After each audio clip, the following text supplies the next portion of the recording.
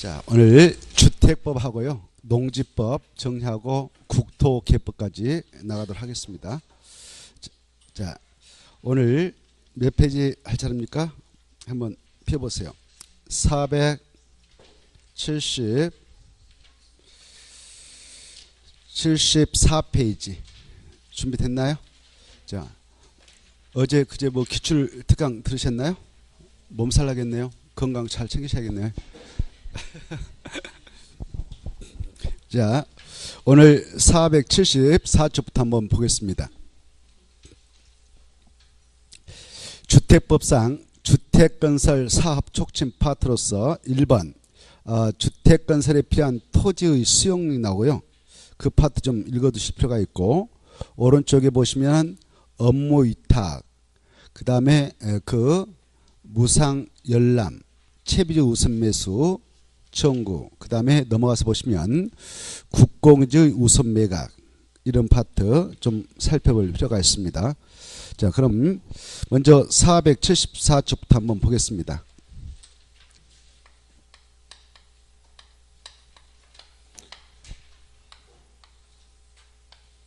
자, 주택법상 이 토지 등의 수용 사용 파트가 나오는데요.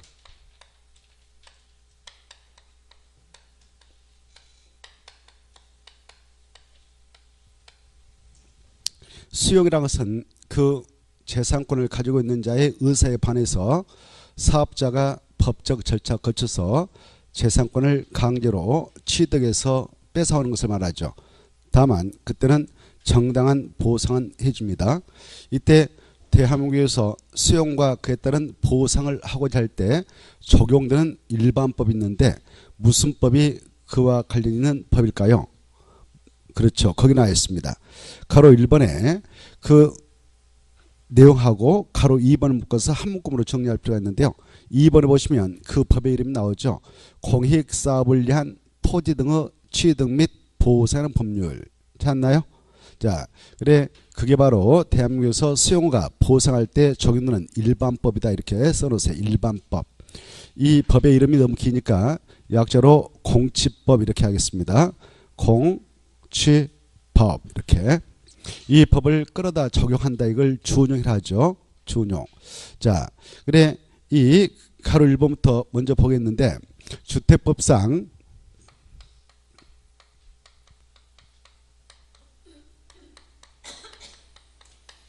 이 토지 등의 수용과 사용을 할 수 있는 주체가 있습니다. 그 수용 그리고 사용할 수 있는 주체가 있어요.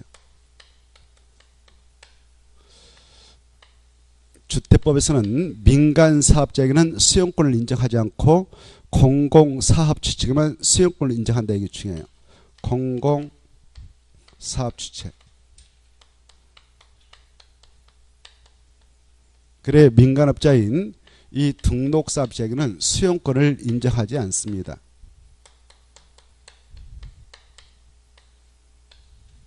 이때 공공사업 주체라고 하는 것은 약자로 국주공이다, 이렇게 하십시오.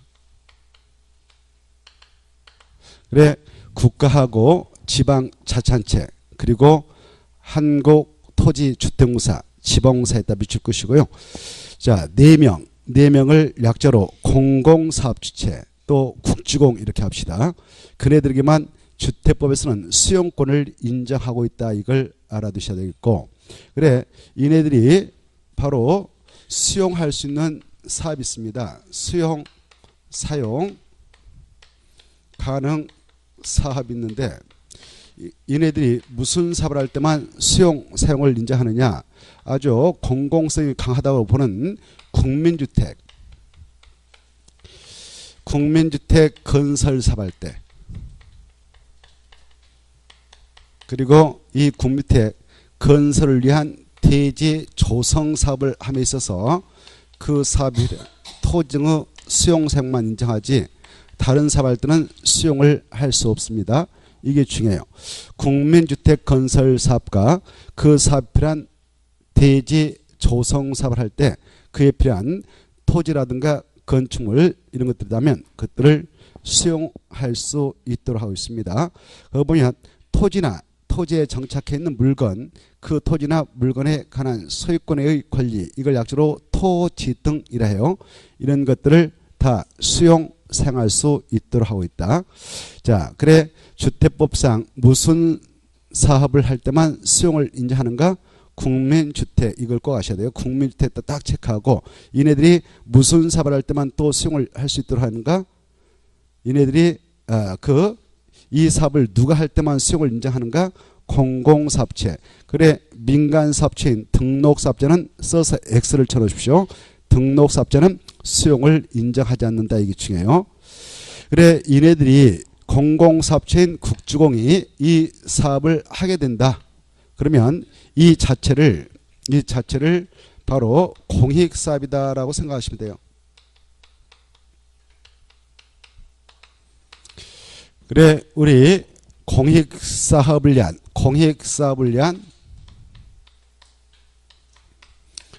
토지 등의 취득 및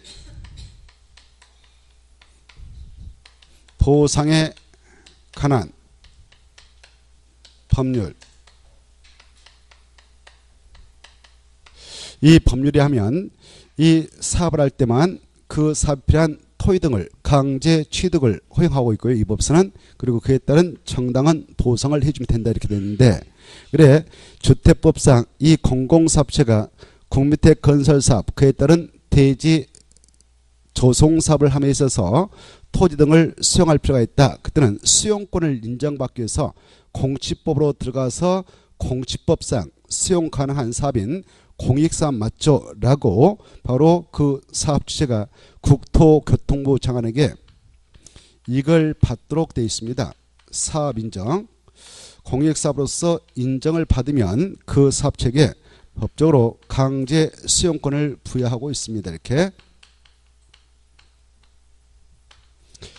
그래 이와 같이 공치법으로 들어가서 공익사업으로서 사업 인정을 받으면 바로 그걸 사업 인정하는데, 사업 인정을 받음으로써 수용권이 발동되도록 됐고요. 이때 사업 인정을 받았다, 이 법에 따라 사업 인정을 받으면 그 자체를 주택법상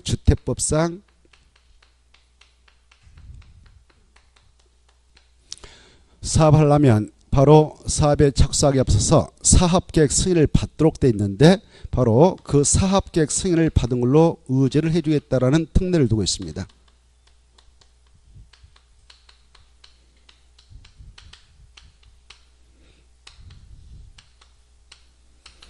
그래 공치법상 무엇을 받아내면 주택법상 사업계획 승인으로 간주해서 수용권과 사업 착수권을 인정받는가?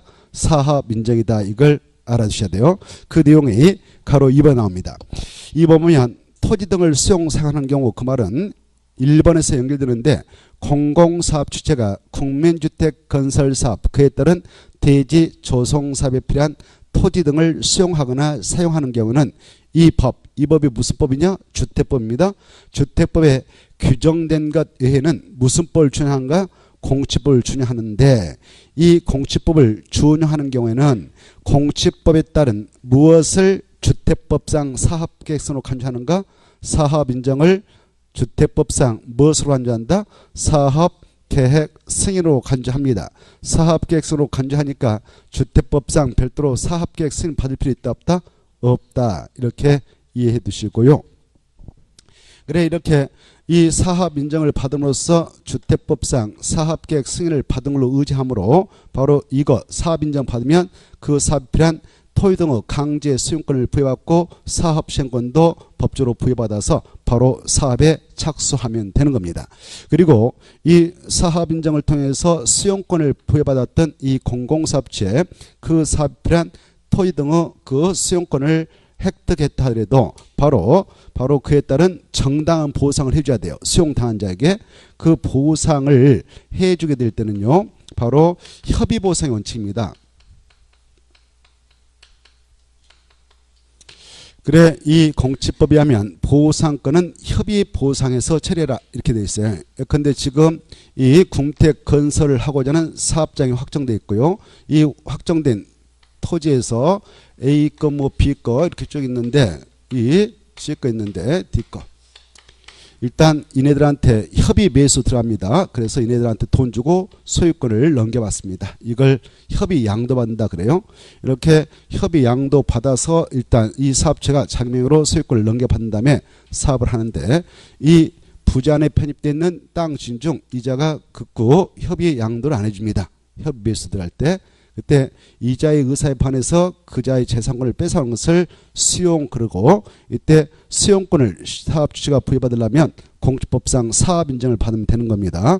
그러면 강제 수용권이 발동돼서 이자 의사에 반해서 그 재산권을 뺏어올 수 있는 법적 권리를 취득하게 되는데 이때 이자의 땅에 들어가서 이런 사업을 취해 나고자 하는 공공사업체는 이 D에게 미리 보상을 해줘야 돼요. 이 땅에 들어가서 사업을 하기 전에 미리 보상이었는데 그걸 사업에 들어가기 전에 보상한다. 이걸 사전 보상 이렇게 해요. 사전 보상 원칙을 규율하고 있기 때문에 이 법에서 사전 보상 처리를 해야 되는데 이때 보상은 협의 보상을 원칙합니다.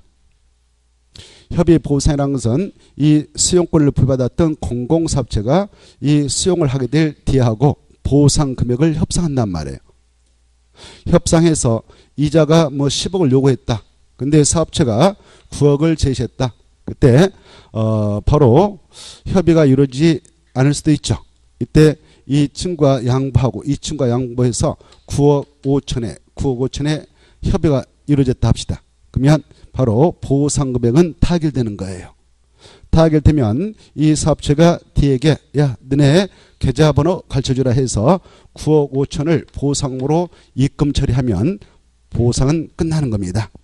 이걸 사전 보상이라 해요. 이제 보상이 끝나면 법적으로 수용에 따른 물권 변동 후 야기 시점 언제냐? 민법 187조에 근거해서 보상물 완불한 때 물권 변동 후 효력이 발생합니다. 그래서 저 사업체가 수용을 당하게 될 D에게 9억 5천을 입금 처리했다. 보상물 딱 완불했다. 그러면 법적으로는 소유권이 저 사업체에 넘은 걸로 간주가 된다. 그 말에 등기를 할 필요도 없어요. 민법 180조 공부하셨죠? 공형징수 이게 수용입니다. 공형징수 그 다음에 상속, 판결, 경매, 기타 법률의 규정에 따른 물권 변동은 등기를 요하지 않는다. 등기 없이도 법률에 수정한 일정한 시점이 도래하면 물권 변동 효력이 발생해서 물권을 취득해 나간다 이 말입니다. 이 수용에 따른 물권 변동이 야기되는 시점은 언제냐?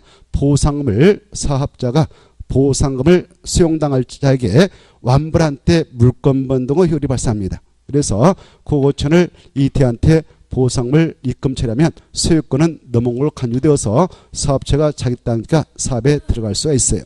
그런데 이때 협의 보상이 결렬됐다. 그랬을 때는 어떻게 하느냐? 바로 이 D는 10억을 고수하고 사업 주체는 바로 9억을 고수해서 보상금이 타결되지 않았습니다. 그랬을 때 바로 이 D가 계좌번호 가르쳐줄지 만만하겠죠. 그쵸? 그때는 바로 제3자의 힘을 빌려서 보상을 처리하게 되는데요. 이때 중립적이고 공정한 위치에 있는 제3자적 위치에 있는 여기 토지수용위원회가 있습니다.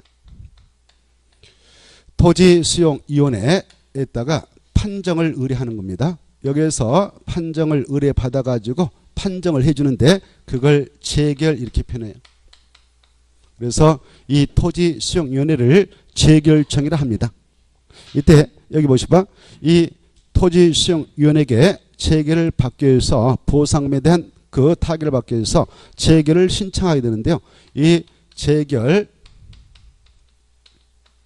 신청을 누가 하느냐? 사업 주체가 하도록 되어 있어요. 수용을 당하게 될 D는 지켜만 보면 되는 겁니다. 법적으로 이 재결 신청을 공치법에서는 사업 인정을 받은 날부터 1년 이내에 해라 이렇게 돼 있어요. 몇 년이요? 1년. 그래 수용권을 법적으로 부여받았던 시점이 사업 인정일인데 그날부터 1년에 재결 신청을 하도록 돼 있네요. 공치법에는. 알겠죠?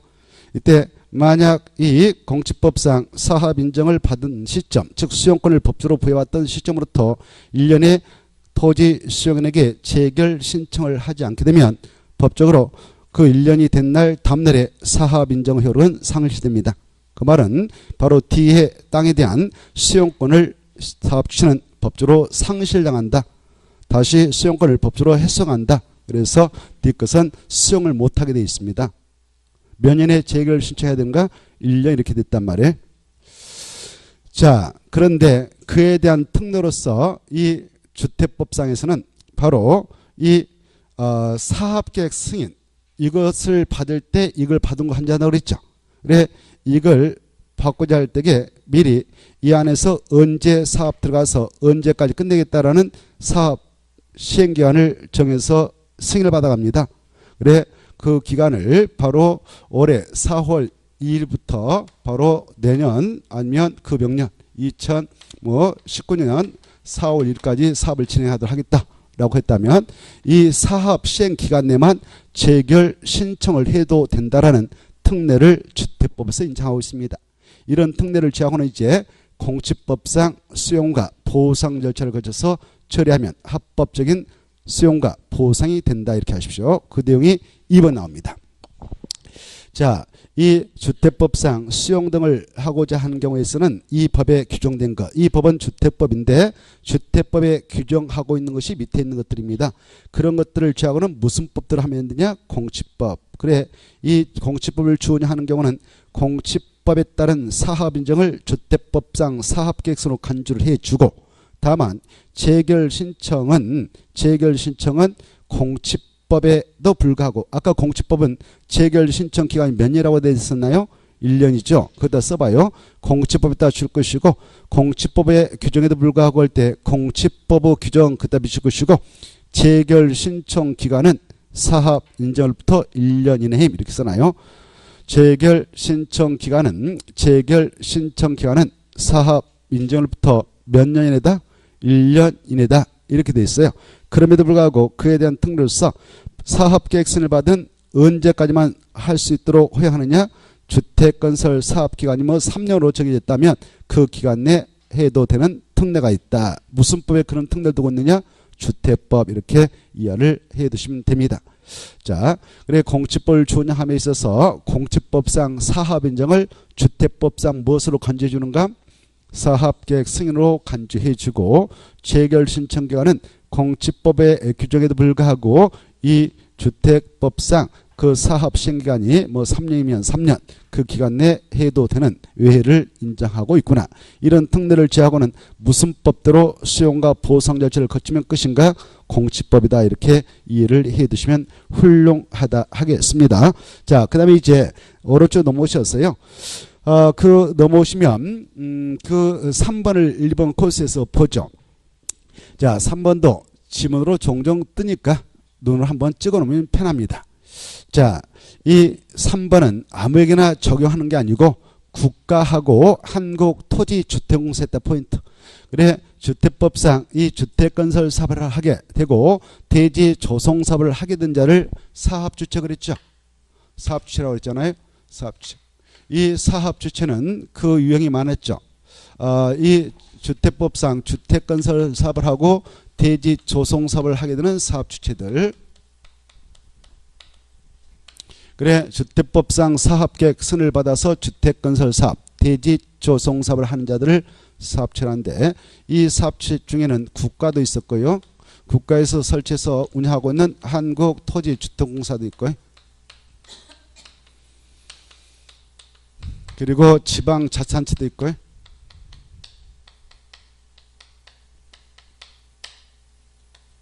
지자체에서 만든 지방공사도 있고요. 민간업체인 등록사업주도 있죠.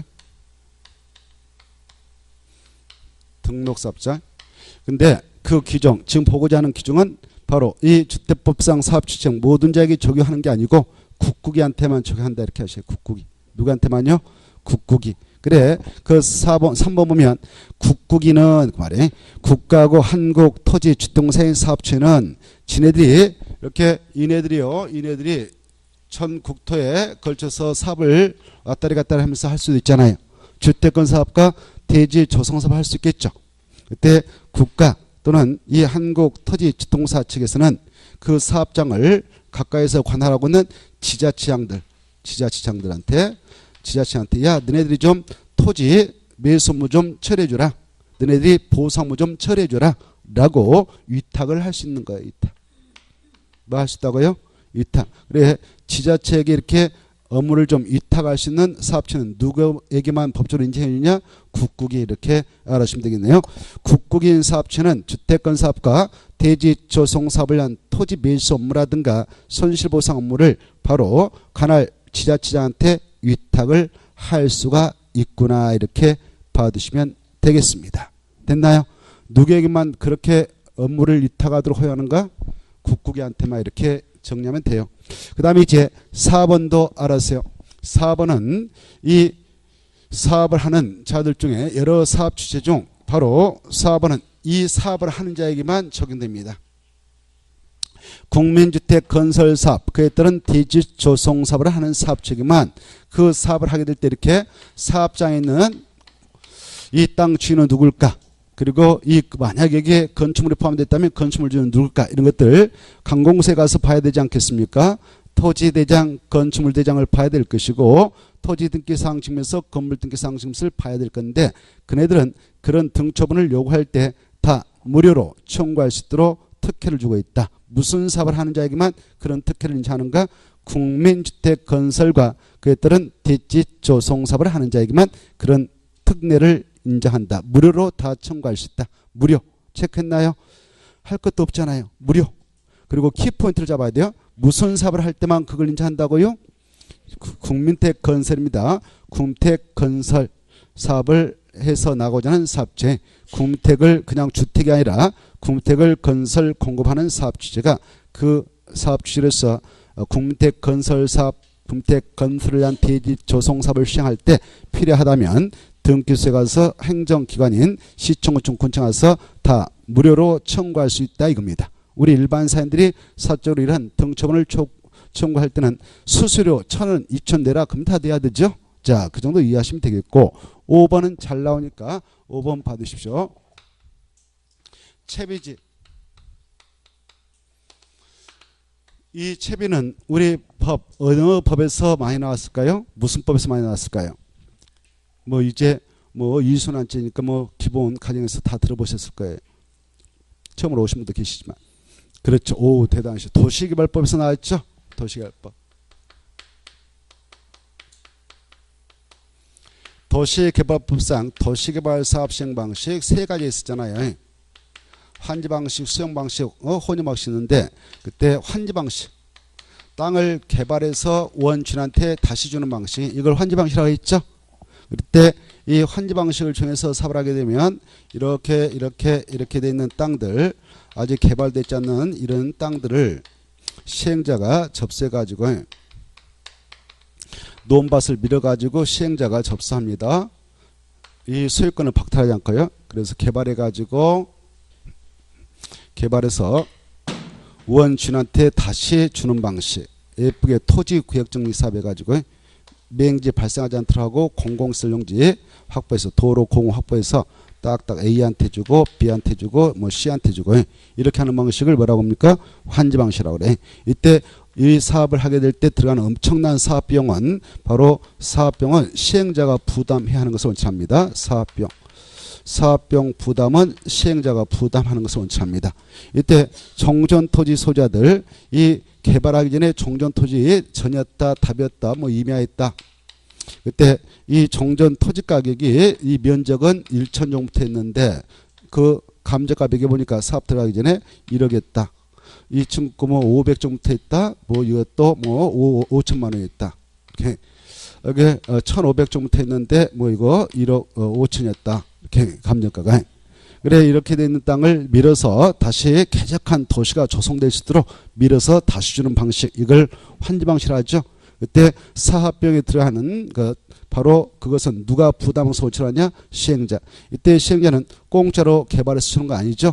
그 비용적으로 정전 토지 소유에게 토지를 부담케 합니다. 그 부담률은 보통 정전 토지 면적 대비 50% 정도를 정하고 들어가는 거예요. 그래 이 친구 1,000을 가지고 있었다 그러면 너는 500 내놔라. 500 내놓고 바로 500만 가져라. 그래서 500만 줘버리 이렇게. 알겠죠? 알겠죠? 그래 B도 500 가지고 있었는데 250만 주면 되는데 너 그냥 250 플러스 해서 500 받아가라 이렇게 할 수 있어요. 그때는 바로 돈 내놔라 그러는 거예요. 500 땅값 내놔라. 이걸 청산금이라고 해요. 청산금. 알겠죠? 자, C 너 1500 가지고 있었는데 절반 내놓고 1500 중 750 내놓고 750만 주면 되는데 너도 500 가져가라. 이렇게. 750 다 줘버릴 수도 있어요. 아니면 이렇게 700만 줄 수도 있어. 그러면 이걸 가만질 하잖아요. 가만질. 그러면 50의 땅값을 주고 끝내버리는 거예요. 이렇게. 250을 더 주면 청산 내 나라에서 끝내고요. 그렇게 할 수 있는 권한이 있는데 그걸 공용 환지 권한이라고 그래. 자, 이렇게 하게 된 경우 이 종전 토지 소유자들은 절반을 내놓고 절반만 받아가더라도 이익이죠.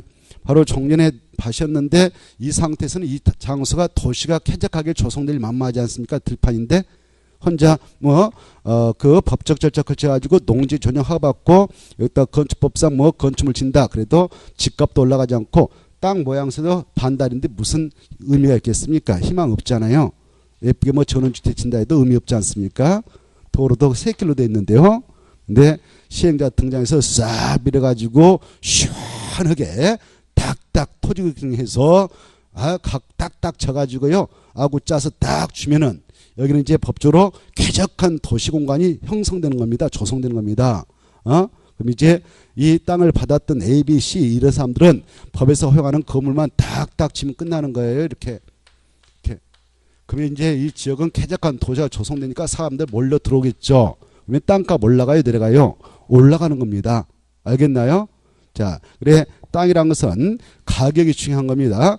개발하기 전에 1000의 면적을 가지고 있었던 A 개발하고 나서 절반 내놓고 500만 받아갔는데 500도 감정가 100오니까 1억했다. 그러면 손해본 거 없잖아요.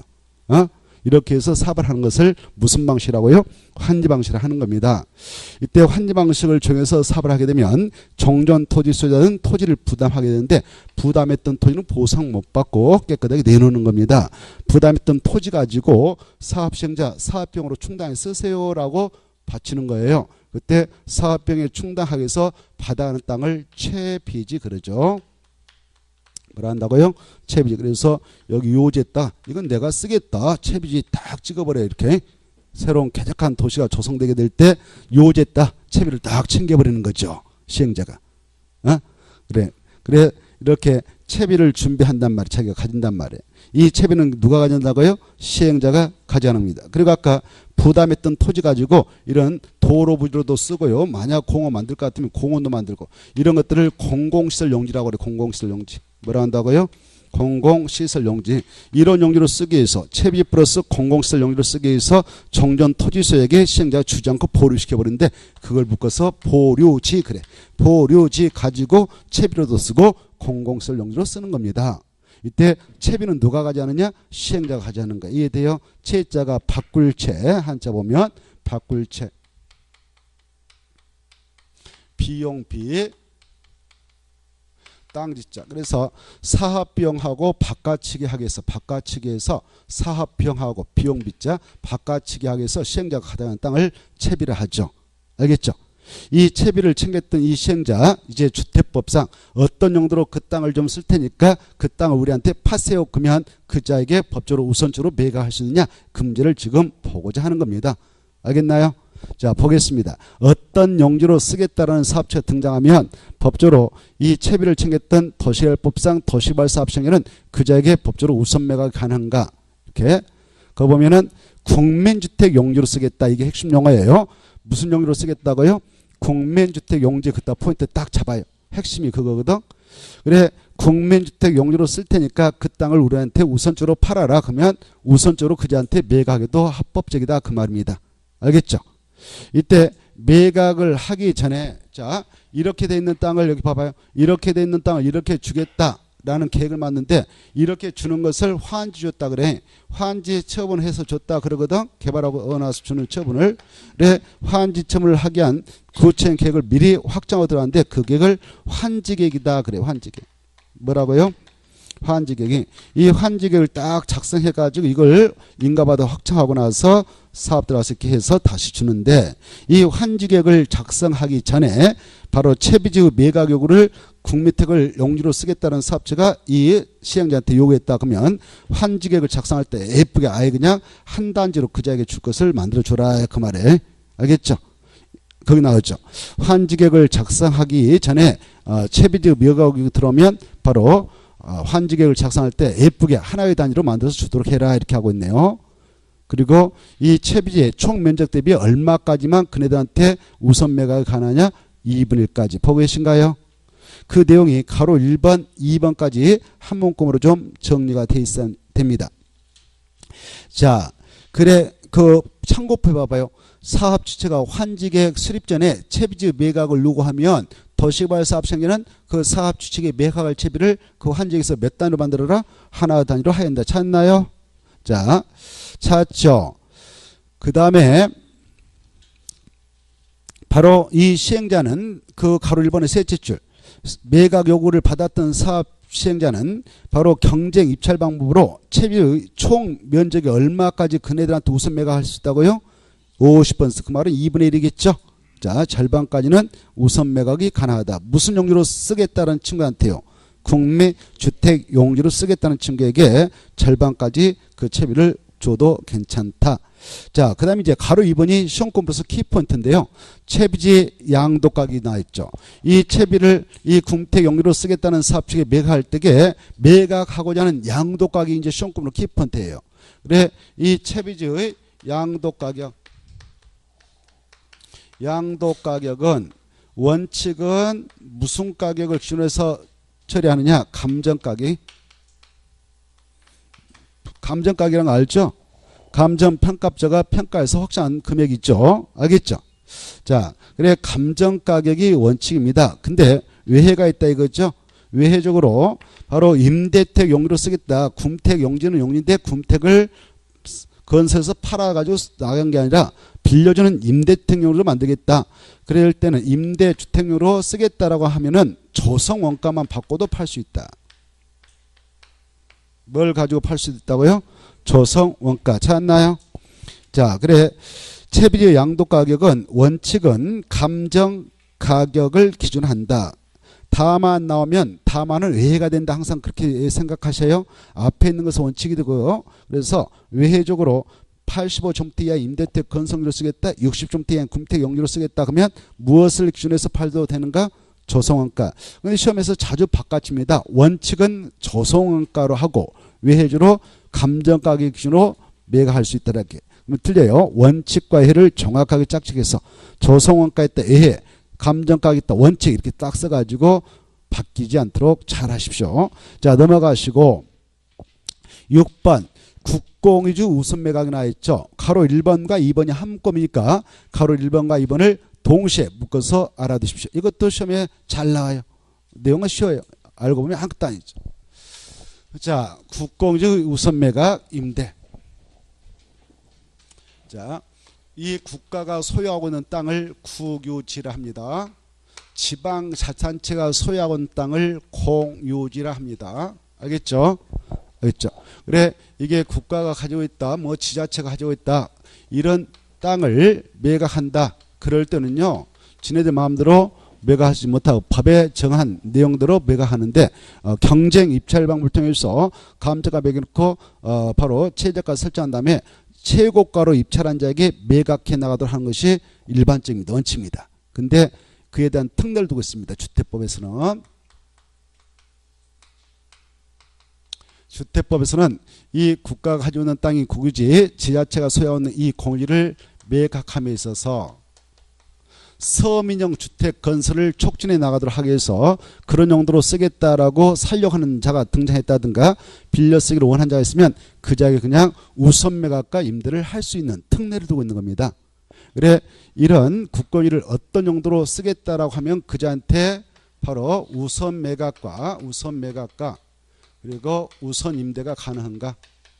이게 중요해요. 바로 이 국민주택 규모, 국민주택이 아니라 국민주택 규모. 국민주택 규모라고 공부했나 안 했나요? 했죠.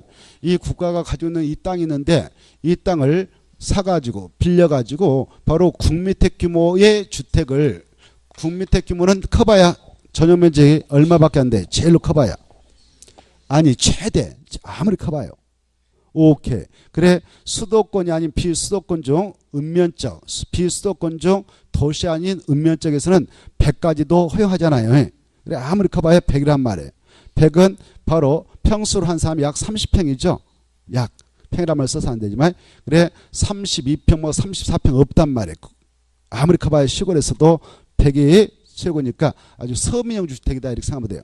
국민주택 규모 주택을 이 땅을 구입해 가지고 거기다가 1000세대를 여기다 건설하는데 군택 규모 주택을 500세대 이상을 건설하겠다라는 친구가 나타났어요. 서민주택을.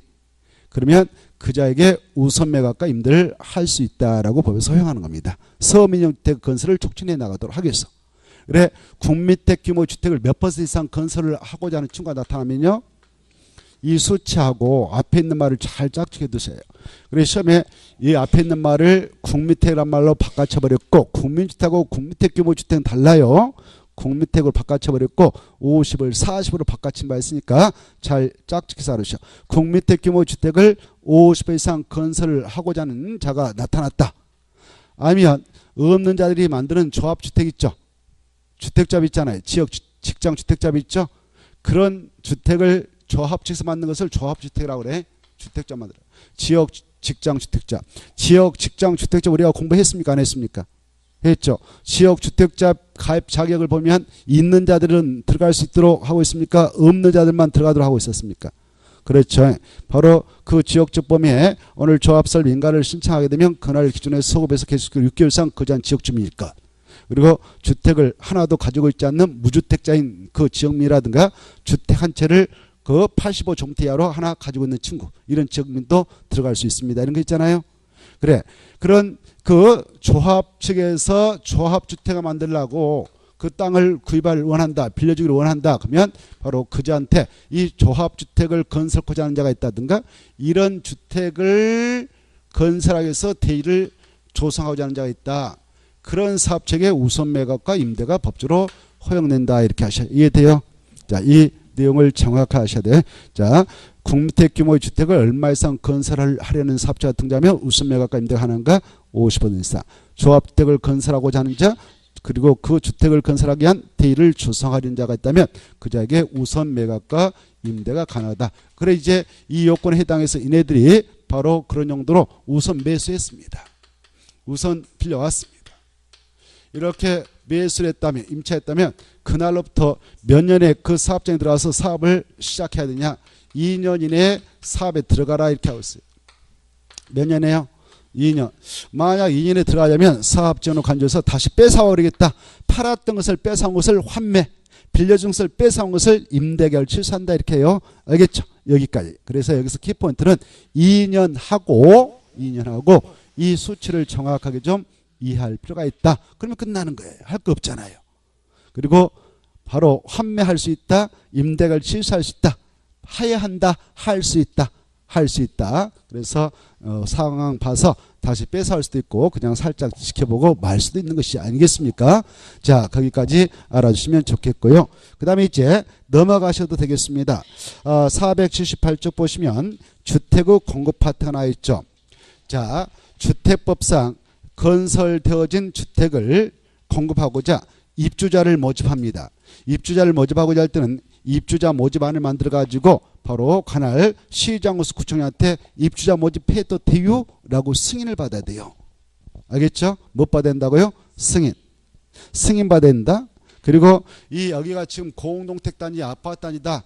여기 아파트 입구에 상가 건물 같은 거 있다. 유치원 건물 있다. 이런 것들을 복리세라고 복리세. 뭘 한다고요?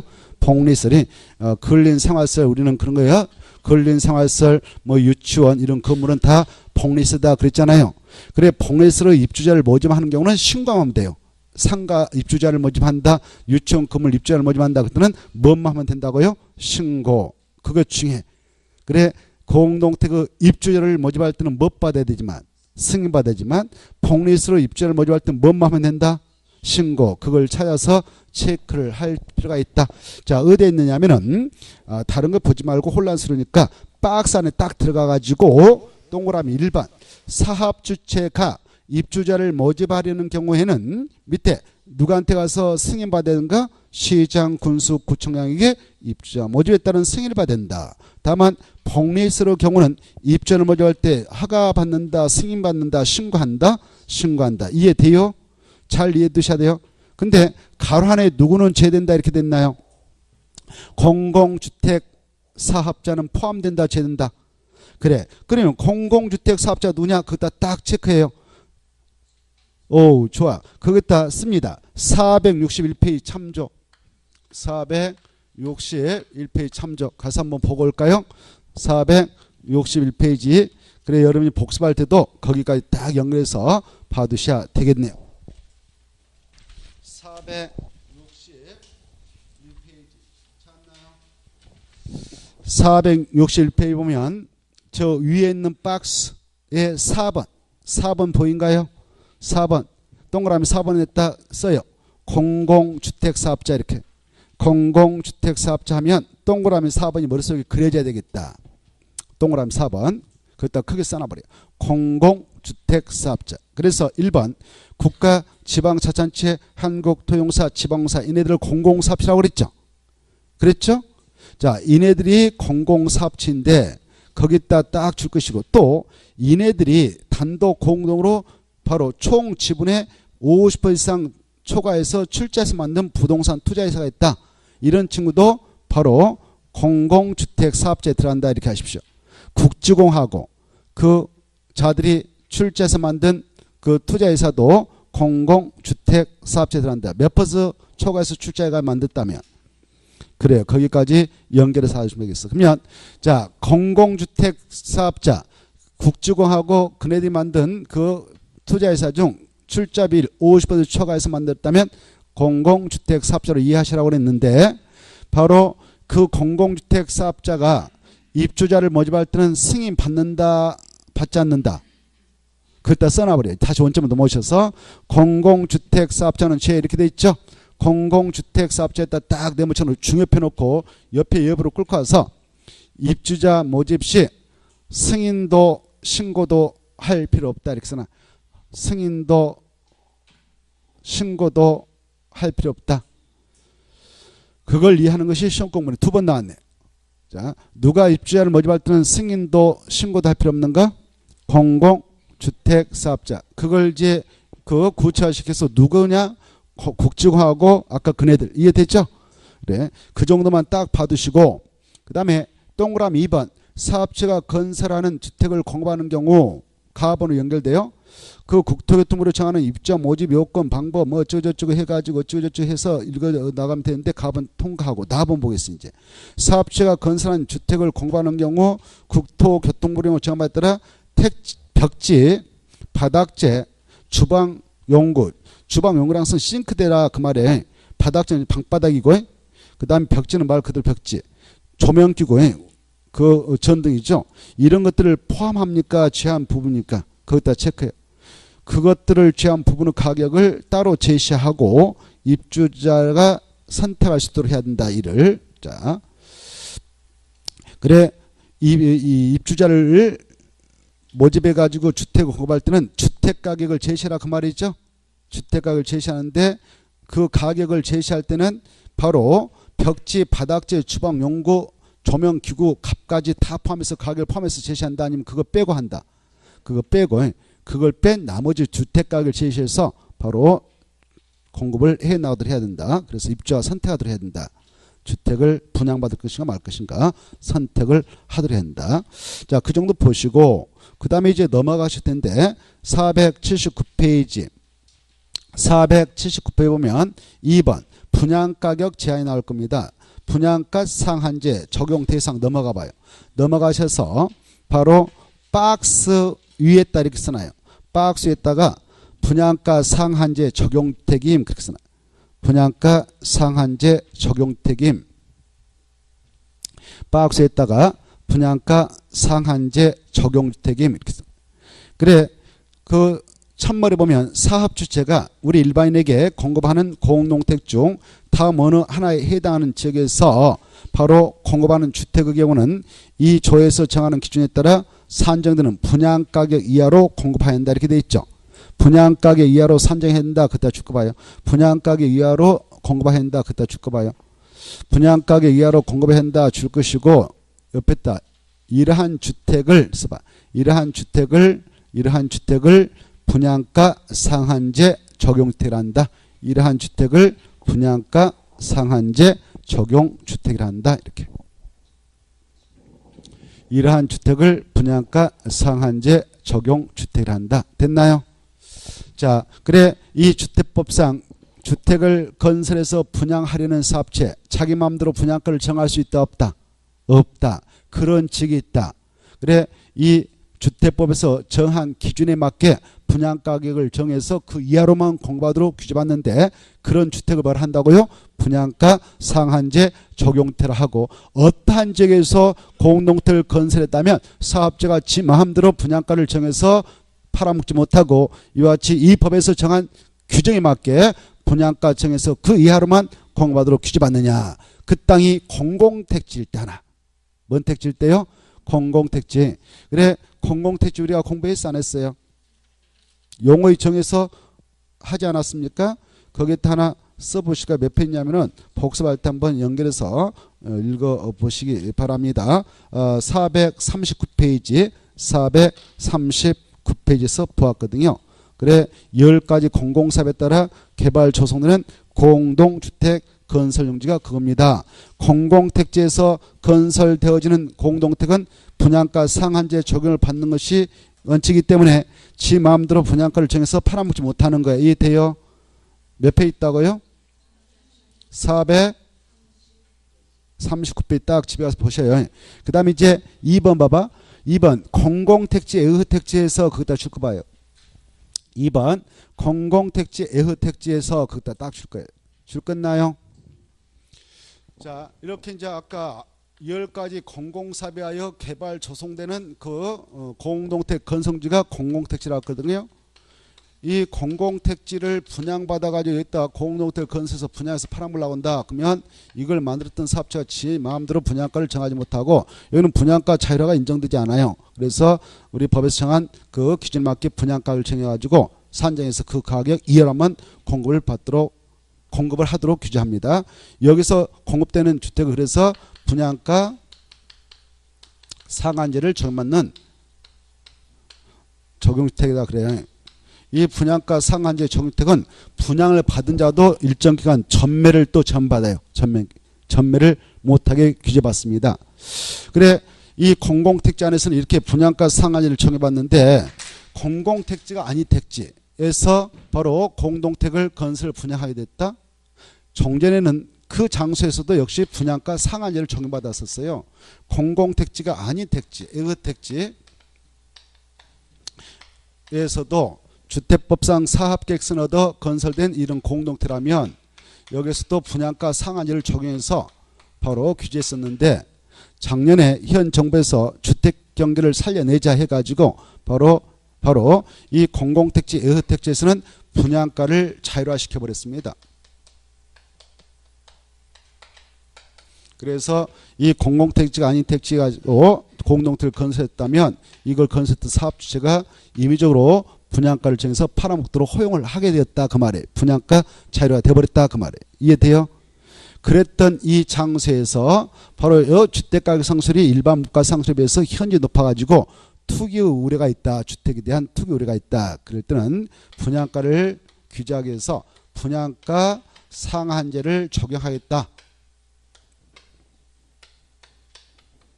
라고 지정을 고시하도록 법을 고쳤습니다.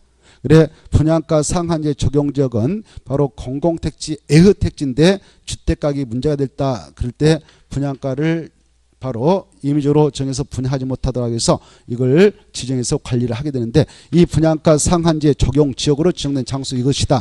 그러면 이 장소에서도 분양가 상한제 적용을 받게 된다. 이렇게 하셔요. 이건 누가 정하냐면 국장만 지정을 해서 규제를 하도록 합니다. 자, 그래서 분양가 상한제를 적용받게 되는 장소는 크게 두 가지가 있다. 공공택지하고 공공택지 애허택지지만 국장이 지정고시한 분양가 상한제 적용 지역이 그 지역이 된다. 이렇게 하십시오. 그래 동그라미 2번을 전국적으로 끝에 했다가요. 한마디 써봐요. 마지막에다가 지역 옆에다 입고를 해서 그 지역을 뭘 한다고요? 분양가 상한제 적용지역 이렇게 써놔요. 끝에랬다 2번 끝에랬다가 그런 지역을 분양가 상한제 적용지역이다 이렇게 썼나요? 자, 그래 이 두 가지 장소에서는 분양가 상한제 적용지로 탄생됩니다. 분양가 상한제 적용 누가 정한다고요? 국장. 그래 분양가 상한제 적용 지역은 공공택지 내에다 정한다. 공공택지 애허택지에다 정한다. 공공택지 애허택지에다 정한다 이렇게 하시고 482페이지 참조 이렇게 써놓으세요.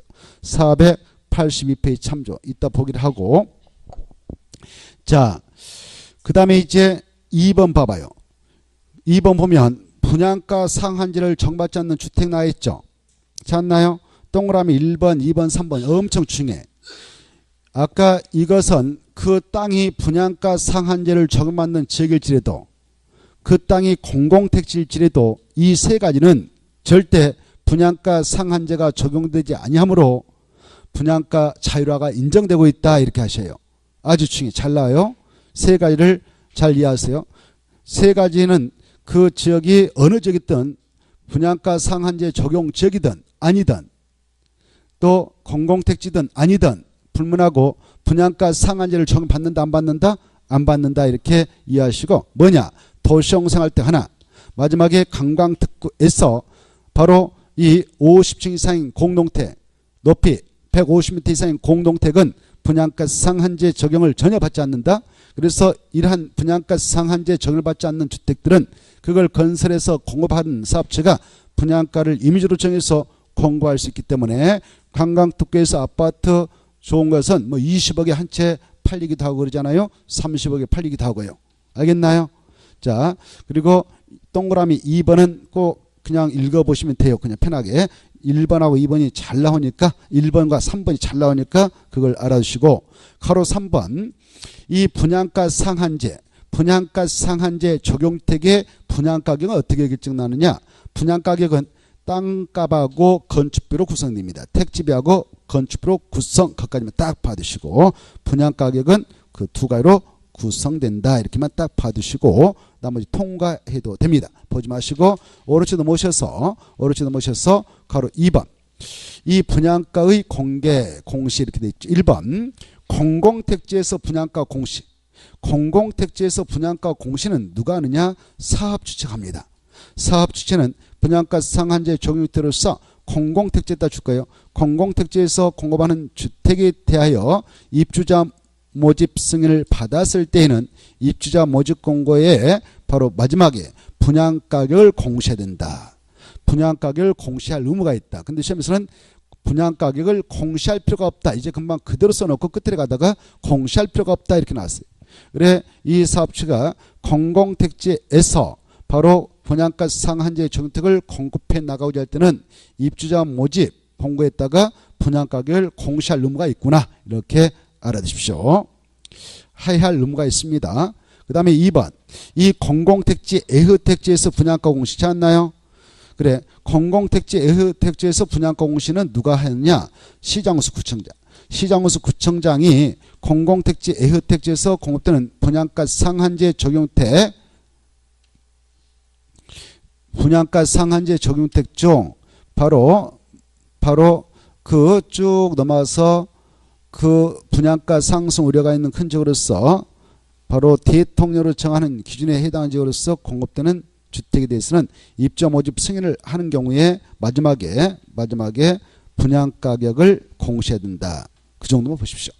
누가 공시하는가? 시장, 군수, 구청장. 나머지 좀 보지 마시고 그 다음에 넘어가셔서 마지막 줄 하나 봐두세요. 마지막 줄이 분양가 상한제 공급 규정과 분양가격 공시 규정을 위반했다.